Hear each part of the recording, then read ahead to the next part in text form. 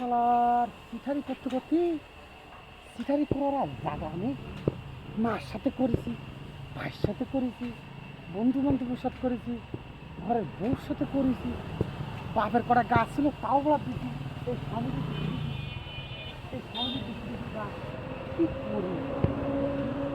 পকেটে আছে 5টা টাকা, না খাবো খাওয়া যায় একটা চা, না হয় একটা বিল, কী করি?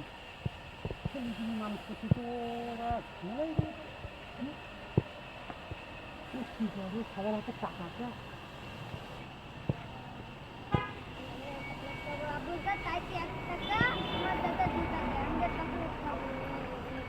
আব্বা তুমি বাড়ি যাও না?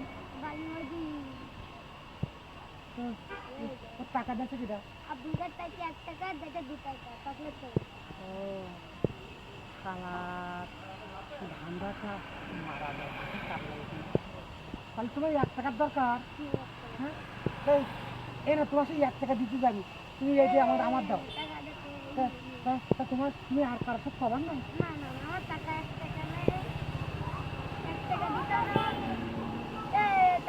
কি দেখলেন ভাই, এতক্ষণ ঝাই দেখলেন সব নিচে কথা বল।